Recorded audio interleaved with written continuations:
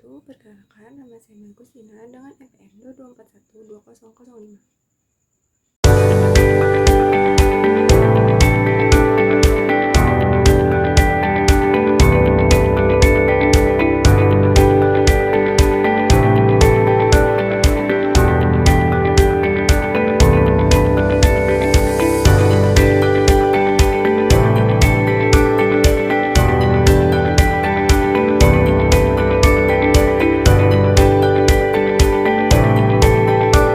Di sini saya menjelaskan materi tentang konsolidasi dengan akuisisi melebihi nilai tercatat ekuitas. Pada saat nilai yang dibayarkan untuk mengakuisisi sebuah perusahaan melebihi nilai tercatat aset dan kewajiban bersih dari perusahaan yang diakuisisi, berikut adalah penjelasan materi yang lengkap.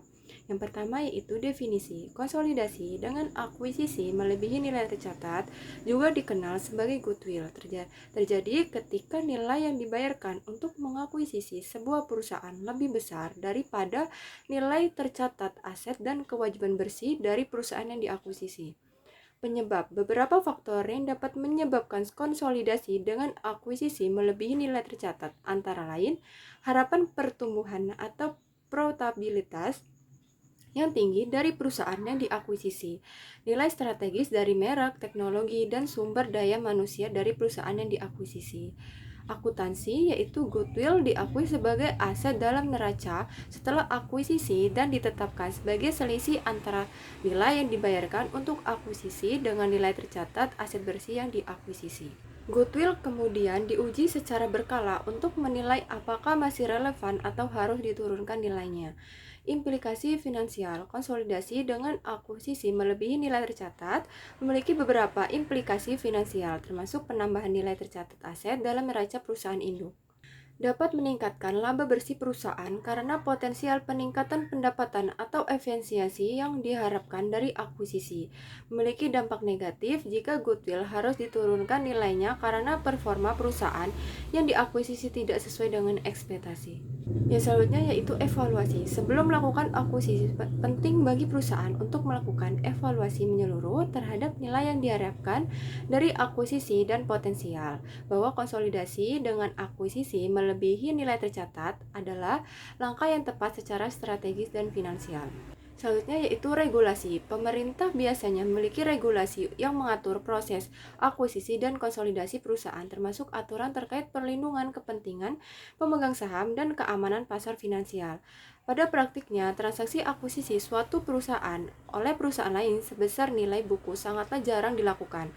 Perusahaan mengakuisisi atau investor biasanya mengakuisisi dengan melebihi atau kurang dari nilai buku aset diferensial.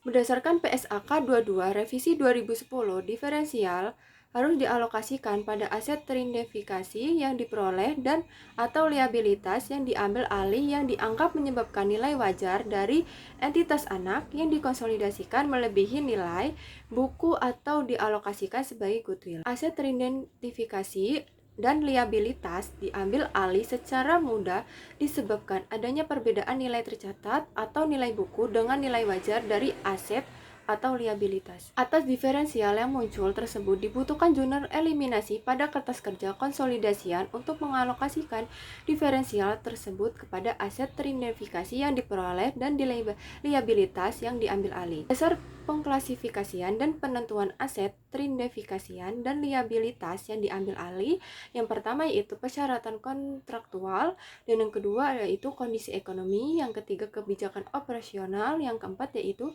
kondisi terkait lainnya yang ada pada tanggal terjadinya akuisisi.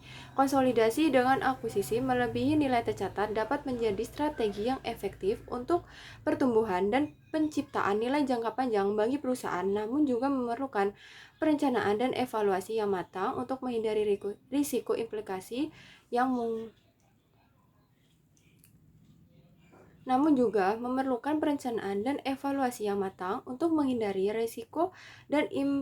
yang negatif yang mungkin akan timbul.